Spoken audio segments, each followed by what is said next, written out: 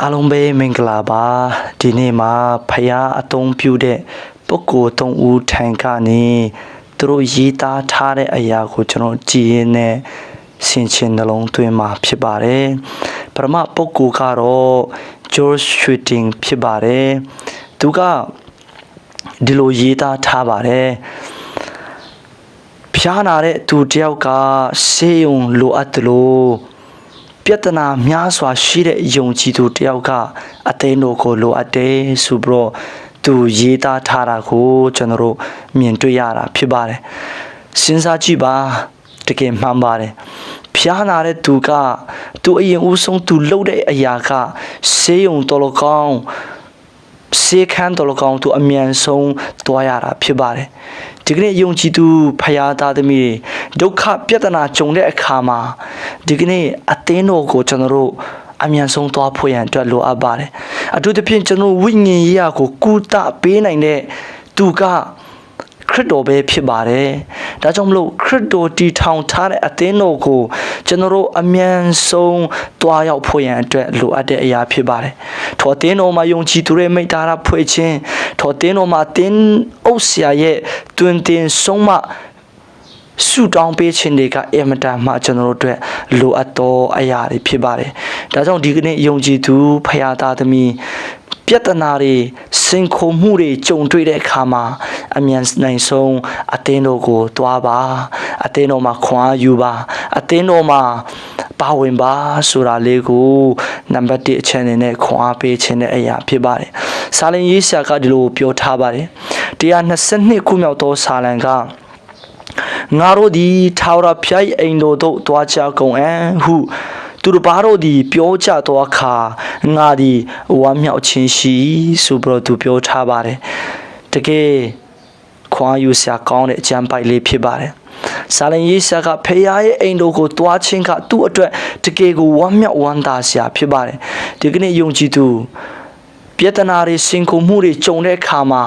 ဖယားနဲ့ဝေးတဲ့ဝေးတော်သူမဟုတ်ဘဲနဲ့အသင်းတော်မှာတွားပြီးတော့ခွာယူတော်သူတဲဥစ္စာနဲ့တိုင်ပင်ဆွေးနွေးပြီးတော့ဝိညာဉ်ရမှာကြီးတွားဖို့ရန်အတွက်အာယူတော်သူဖြစ်ပါဆိုပြီးတော့ခွာပေးခြင်းတဲ့အရာဖြစ်ပါတယ်ဒုတိယပုဂ္ဂိုလ်ကတော့ D.L. Moody ဖြစ်ပါတယ် D.L. Moody ကဘယ်လိုပြောထားတယ်လဲဆိုရင်ကျမ်းမာသောအသွေးကဖျားနာတော်သူတယောက်အတွက်တရားအရေးကြီးတယ်လို့ခရစ်တော်နောက်ကိုလိုက်မဲ့သူတယောက်ကအသင်းတော်မှာတယောက်ချင်းဖယားเจ้าတယောက်ချင်းကအင်မတန်အရေးကြီးတယ်ဆိုပြီးတော့သူရေးသားထားတာကိုကျွန်တော်တို့မြင်တွေ့ရတာဖြစ်ပါတယ်တကယ်မှန်ပါတယ်ဖျားနာတဲ့သူတယောက်ရဲ့လိုအပ်ချက်ကဘာလဲဆိုရင်ကျမ်းမာတဲ့အသွေးပဲဖြစ်ပါတယ်ခရစ်တော်နောက်ကိုလိုက်မဲ့သူတယောက်ရဲ့အဓိကလိုအပ်တဲ့အရာကဖယားเจ้าတယောက်ချင်းဖြစ်ပါတယ်အသင်းတော်မှာပါဝင်ခြင်းဖြစ်ပါတယ်ဒီကနေ့မှာခရစ်တော်နောက်လိုက်ဆိုပြီးတော့ဖယားเจ้าမတက်တော့တာမျိုးဖယားသားသမီးပါဆိုပြီးတော့ဖယားเจ้าနဲ့ဝေးသွားတာမျိုးကျွန်တော်တို့ဖြစ်တယ်ဆိုရင်ဒါမှားနေပြီဆိုတာကိုဒီကနေတတိပေးခြင်းပါတယ်ခွန်လည်းပေးခြင်းပါတယ်အသင်းတော်ကိုပါဝင်ခြင်းအသင်းတော်ကိုတက်ရောက်ခြင်းကျွန်တော်တို့လက်လူမရှုဘဲနဲ့ပါဝင်စက္ကပ်ကြရအောင်။ဘာကြောင့်လဲခရစ်တော်နောက်လိုက်တော်သူတယောက်ကအသင်းတော်မှာ तू မပါဝင်တော့ဘူး။လောကမှာ तू ပြုံမွေ့နေပြီဆိုရင် तू ရဲ့လုပ်ရတဲ့ကမှားယွင်းနေပြီဆိုတာကိုကျွန်တော်သိရှိနိုင်တာဖြစ်ပါတယ်။ဒါကြောင့်မလို့ယုံကြည်သူဖယားသားသမီးတယောက်အတွက်အင်မတန်အရေးကြီးတဲ့အရာကအသင်းတော်မှာတယောက်ချင်းဖယားเจ้าတယောက်ချင်းအသင်းတော်မှာပါဝင်ခြင်းဖြစ်တယ်ဆိုတာကို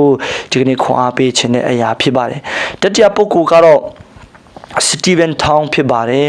သူဘယ်လိုရေးသားထားတယ်လဲဆိုရင်ခမည်းတော်ကယထာစီရင်နောက်မကျရဲကြဘူးကားစီရင်နောက်မကျရဲကြဘူးလေရင်ပြန်စီရင်နောက်မကျရဲကြဘူးဒါပေမဲ့ဖယားဝတ်ပြုဖို့ကြတော့ဘာကြောင့်နောက်ကျရဲကြတာလဲဆိုပြီးတော့သူရေးသားထားတာကိုကျွန်တော်မြင်တွေ့ရတာဖြစ်ပါတယ်တကယ်မှန်ပါတယ်ယထာစီတဲ့ခါမှာကားစီတဲ့ခါမှာလေရင်စီတဲ့ခါမှာဘယ်သူမှနောက်မကျရဲကြပါဘူးတကယ်မှန်ပါတယ်လေရင်ကွန်းတွားဖို့ရန်အတွက်ကြိုတင်ပြီးတော့2နာရီလေရင်ကွန်းကိုရောက်ရပါတယ်ဒါမှတာလေရင်စီးမဲ့သူတယောက်အတွက်စိတ်ချလက်ချ ဖြစ်စေတာဖြစ်ပါတယ်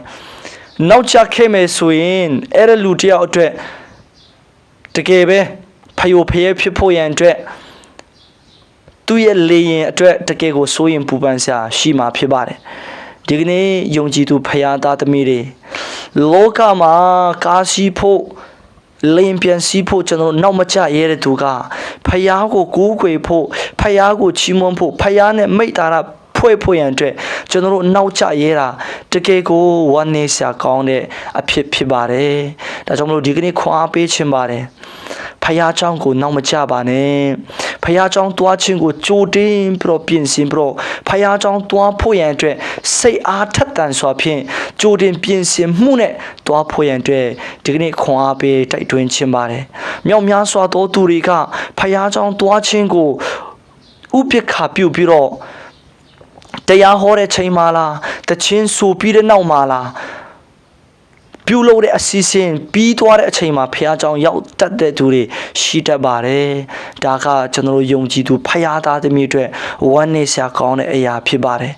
လောကအရာတွေမှာတောင်ကျွန်တော်နောက်မကျရဲဘူးဆိုရင်ဖခင်အရာမှာဖယားဝိညာဉ်ရေးရာနဲ့ဆိုင်တော်ရာမှာကျွန်တော်နောက်ကျတဲ့သူဖြစ်တဲ့ဆိုရင်အင်မတန်ဝမ်းနည်းစရာကောင်းတဲ့ခရိယန်အသက်တာကိုပိုင်ဆိုင်နေတာဖြစ်ပါတယ်။ဒါကြောင့်မလို့ဒီနေ့ခွန်အားပေးခြင်းပါတယ်။ဖယားเจ้าကိုနောက်မကျပါနဲ့။ဘယ်သူဘယ်ဝါပြောကျွန်တော်အမြန်ဆုံးထိတ်ဆုံးကကျွန်တော်တို့ဖယားเจ้าကိုရောက်ရှိတော်သူဖြစ်ဖို့ရန်အတွက်ဒီကနေ့ခွန်အားပေးတိုက်တွန်းခြင်းတဲ့အရာဖြစ်ပါတယ်။ဒီပုဂ္ဂိုလ်၃ဦးပြောတဲ့အရာကဒီကနေ့အတင်းတော်မှာပါဝင်တဲ့အတင်းသူတင်းသားဒီကနေ့ယုံကြည်သူဖယားသားသမီးအတွက်အင်မတန်မှအရေးကြီးတယ်လို့ကျွန်တော်ထင်တဲ့အချက်လေးဖြစ်ပါတယ်ဒီတကွာခွန်အားယူရင်းနဲ့လက်တွေ့အသက်တာမှာဒီအရာတွေကိုဆင်ခြင်ရင်းနဲ့တကယ်ပို့ပြီးတော့ထီရောက်တဲ့ပို့ပြီးတော့ကောင်းခြင်းမင်္ဂလာခံစားတဲ့ခရိယန်တယောက်ဖြစ်ဖို့ရန်အတွက်ခွန်အားပေးခြင်းတဲ့အရာဖြစ်ပါတယ်ရောက်ချင်းစီတိုင်းအတွက်ဖျားရှင်ကောင်းချီးပေးပါစေ